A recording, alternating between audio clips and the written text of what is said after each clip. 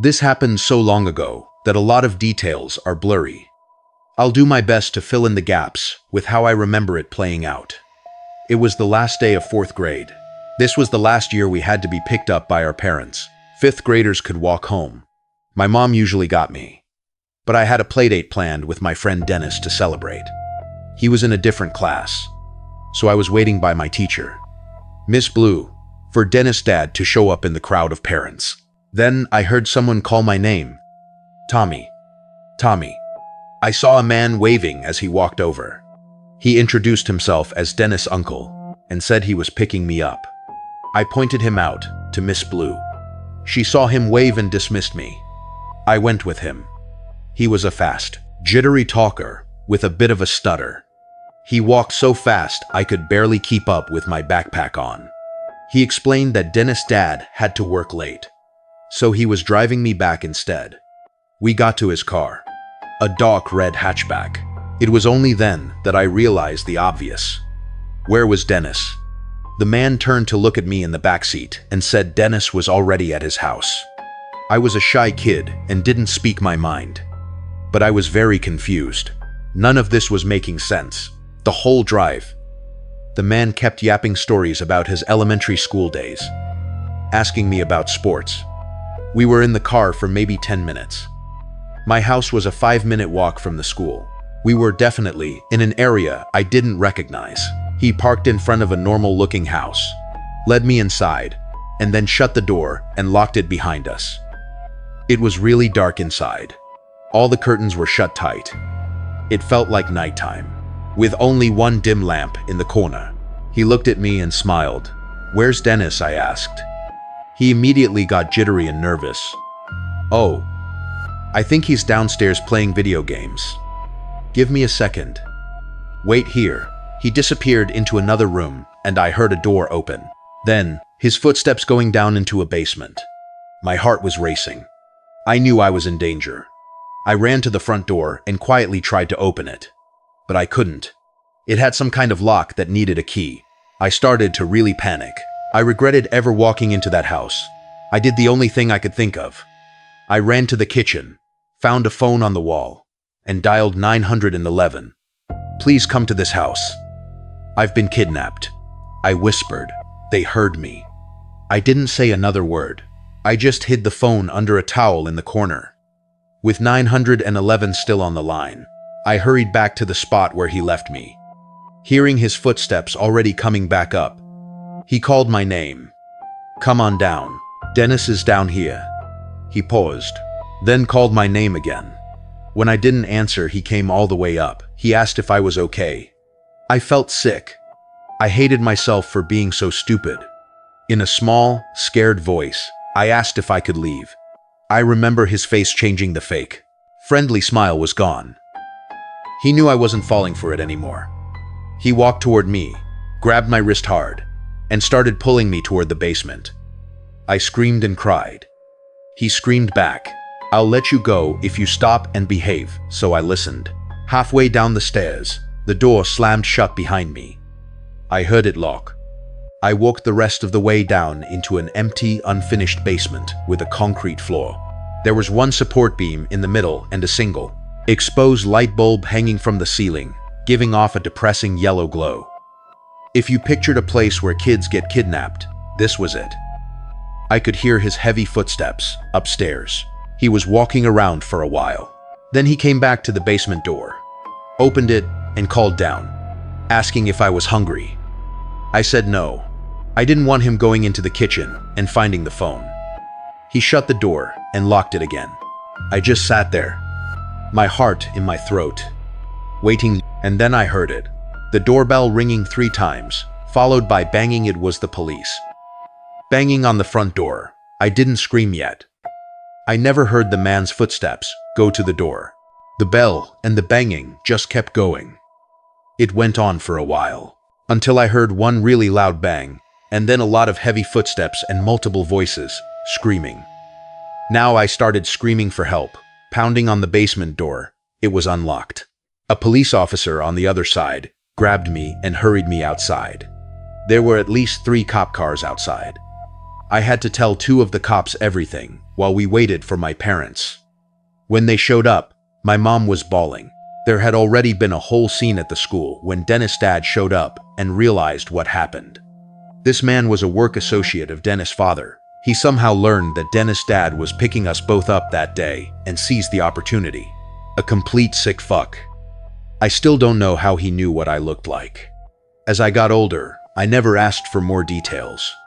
I try not to think about it. My mom went to counseling with me for months. Let's just say my parents didn't have kind words for Miss Blue about not verifying who I was leaving with. If I hadn't thought to call the police before he threw me in that basement, I know for a fact I'd be dead. This was like 17 years ago. For all I know, that man might be out of prison by now. It was junior year, the last day of school.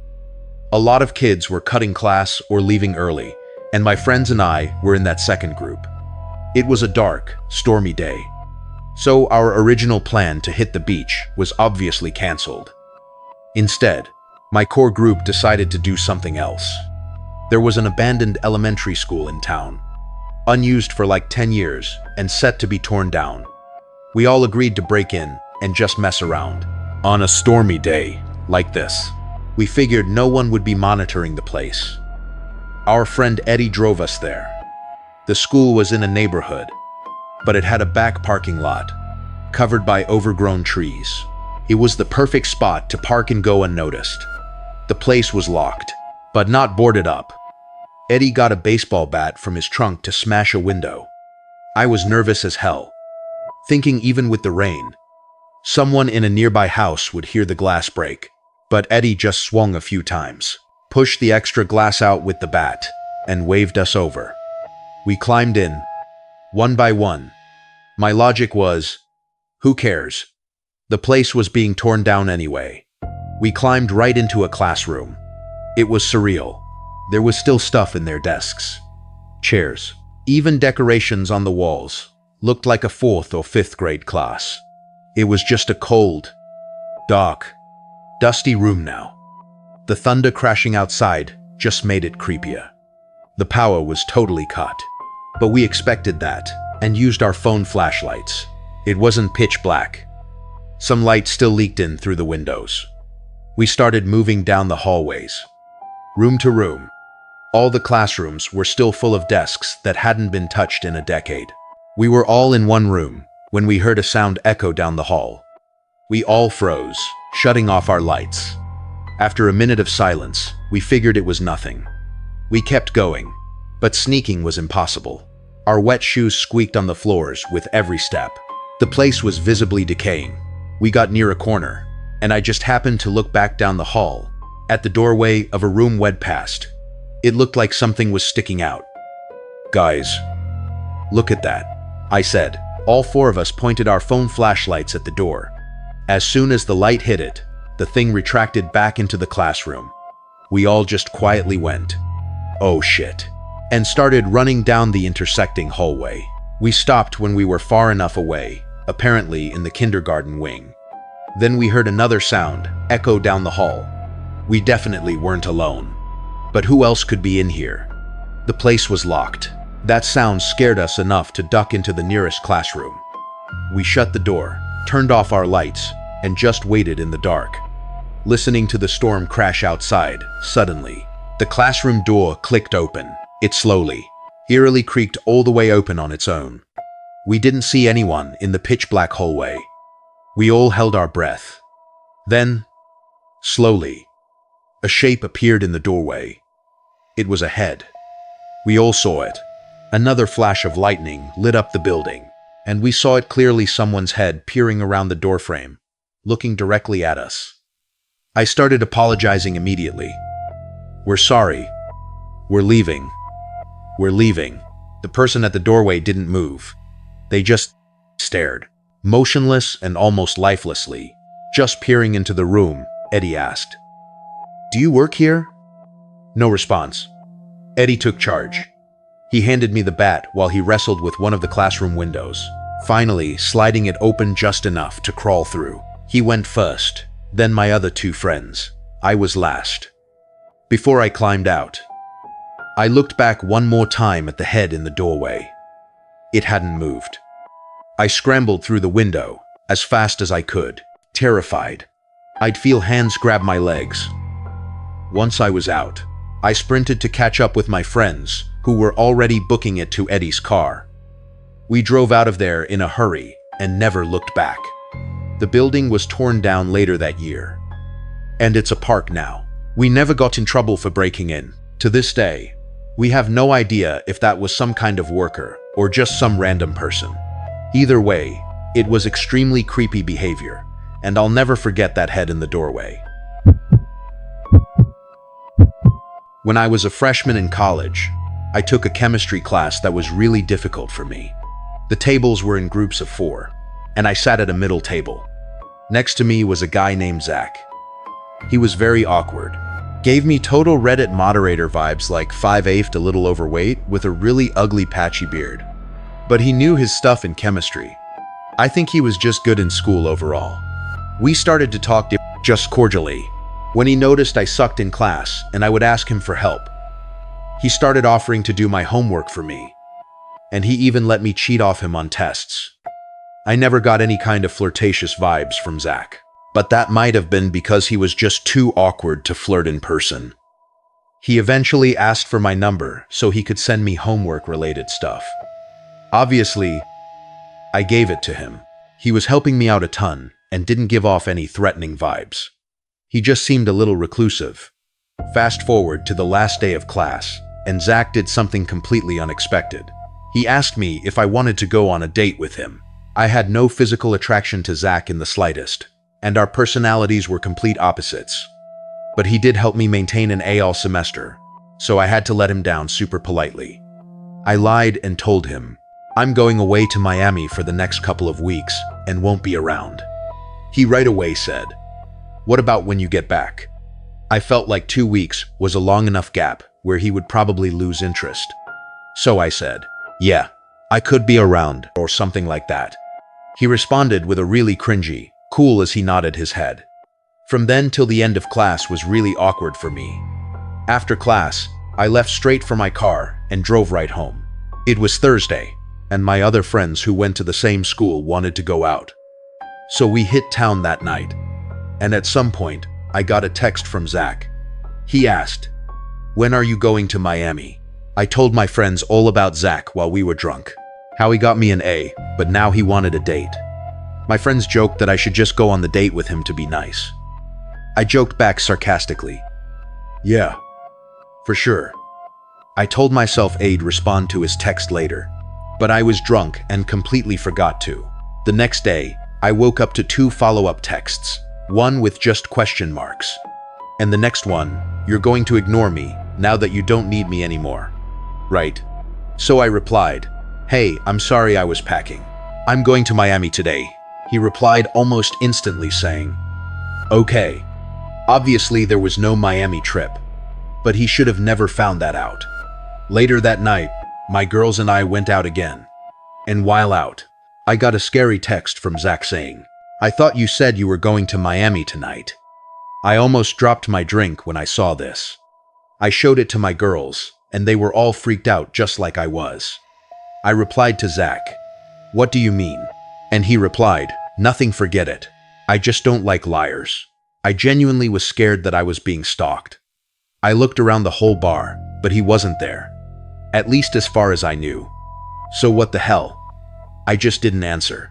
At that point, I never planned on answering him again. It was until late that night, shortly after I got home, like literally taking my shoes off inside, that there were knocks at the door. It had to be like 1 a.m. I said, "Who is it?" And it was Zach on the other side. He said, "It's me." I wanted to scream. I was home alone. I yelled through the door to leave, or my dad will come out and kick your ass. That seemed to work, as he didn't knock again. I texted everyone I knew about the situation. My family, all my friends. I was horrified. Some suggested calling the police. I said I would go to the nearest station tomorrow, but tomorrow didn't even come yet when I received a super long, disgustingly weird and creepy text from guess who. I was appalled when I picked up my phone and read it. This is what it said. I'm feeling a lot of emotions right now after being used by someone for months, and then lied to, and hurt and anger are two of them. I thought from the start of the semester in chemistry class that our chemistry was through the roof, no pun intended.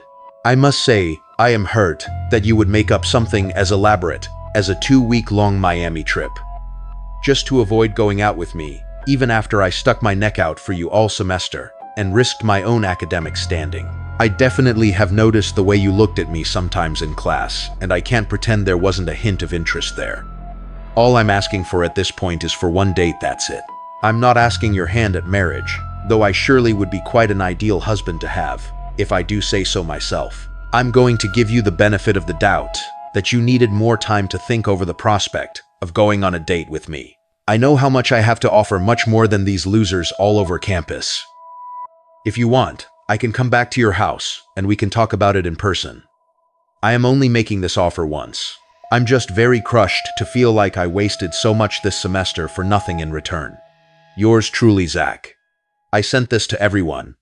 I didn't care that it was 3 a.m.